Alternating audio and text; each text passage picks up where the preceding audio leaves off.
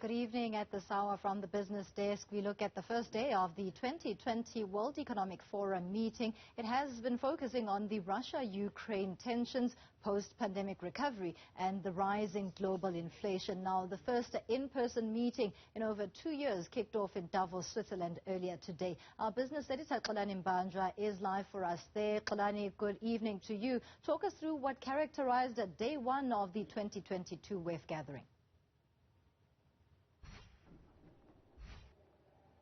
Well, good evening, Tumisang. Well, day one is just about to wrap up. As you can see behind me, some delegates are emerging from their engagements with other delegates here and worry really about the day's heavy events. Many people are saying that this particular year is a groundbreaking year due to that war in Ukraine. The big talk, of course, has been the Russians who are missing in action, and you will remember that the war in Ukraine is not abating and it's not about to end anytime soon. As people are talking about it here, it's something that is quite topical.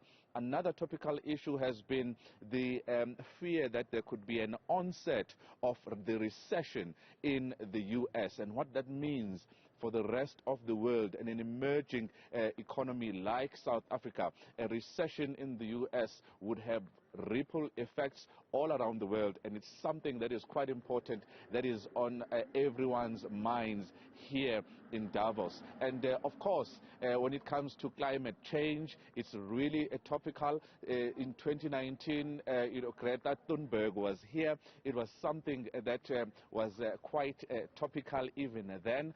So it is continuing to be topical as the world grapples with climate change and environmental catastrophes that we've become accustomed to. And of course, Xolani, we must talk about how then we bring it home to South Africa, as well as what the so-called talk shop that would be amongst global leaders affects South Africa. And I'm asking this because of that risk report that has been compiled. What is it saying about South Africa? Well, if you look at Tumisang at the WEF global risk report, of course, COVID-19 is something that is more than a challenge for the rest of the world because of economic recovery. That is a challenge.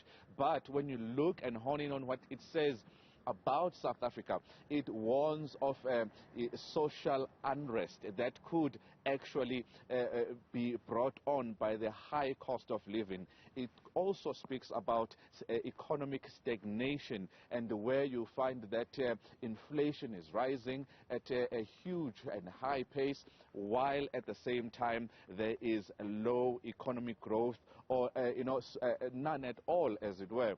And one of the other things that should actually worry all of us is the issue of a collapse in infrastructure in general. And they take these from what has been happening in the region and what has been happening in the past 2 years, with COVID-19 still with us, and of course the social unrest that we saw in July in Gauteng and KwaZulu-Natal. So there is a lot of work to be done by South African leaders to make sure, according to the WEF Global Risk Report, to make sure that these challenges are actually met and something is done. And we always speak about those structural reforms. So there is a lot of work that still needs to be done.